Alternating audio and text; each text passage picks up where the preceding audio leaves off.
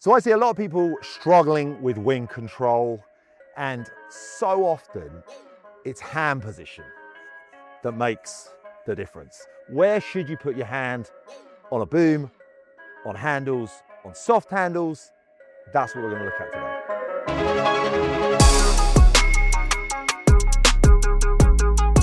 And here's the thing, it seems like a really simple sort of idea, shifting your hand around by 5-10 centimeters. And it is, but it's amazing what a huge difference it can make, but also how hard people actually struggle to try and make that change, how locked in they are to their hands being in a certain position, and how they'll fight so hard to convince themselves that for them, their hands need to be in this position. And that actually, by just moving their hands into a slightly different position, they can just see huge changes in the way they ride.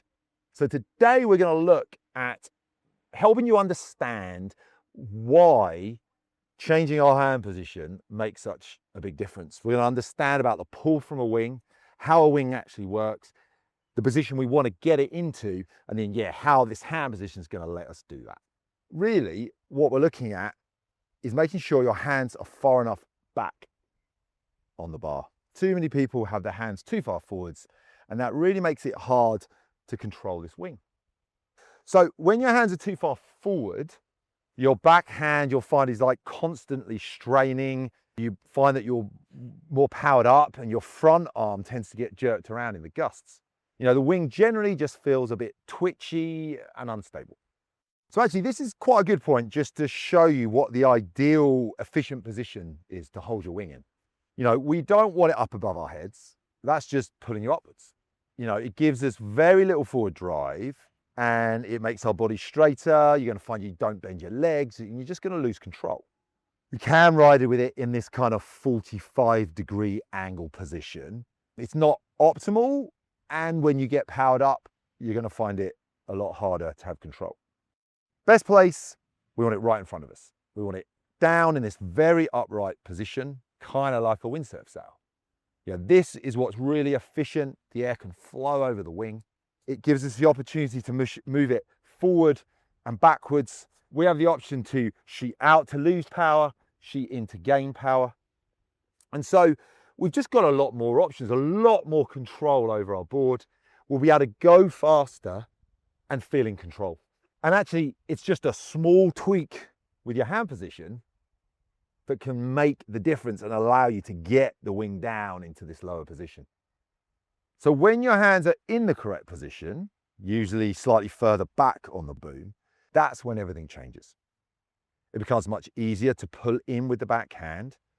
You can actually push down with both hands into the boom. You can get the wing more upright and in front of you. Now the load from the wing feels more even between your arms, which makes the wing noticeably more stable, and it's far less tiring to ride. So now the question might be, why does this work? How can I convince you you need to make this change? Every wing will have a point where the draft sits, and this is essentially where the center of the pull from the wing, it's where the power is concentrated. And in modern wings, that draft doesn't really move around too much. It's locked in one position, even when you hit gusts. Now, if your hands are too far forward, that draft point ends up being closer to your backhand. And that creates an uneven pull between your arms. So now when a gust hits, the back arm suddenly takes even more load, and actually the front arm can end up taking less. So that imbalance is what makes the wing harder to control and harder to keep stable. So what happens when your hands are positioned further back? The draft sits more centrally between our arms. Both arms share the load evenly. So when a gust hits, the increase in power is spread across both arms. Now that makes the wing much easier to manage and keeps it far more stable. Now, I should say, not all wings are the same. This draft position will vary between different models and sizes, so your ideal hand position won't be identical on every wing. Some wings will want your hands slightly further forward and others slightly further back.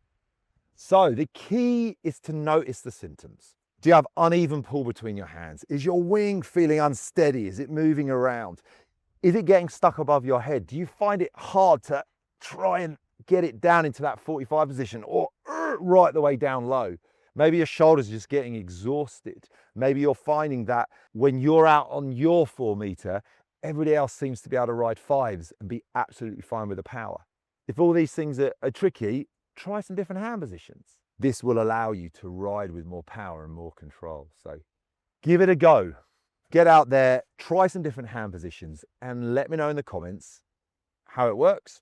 Has it helped? Has it hindered? And then I've got a couple of other videos, specific tricks that I've worked out that shifting this front hand position specifically can have a huge effect on the consistency of your tricks and that polish of just getting them absolutely smooth every time.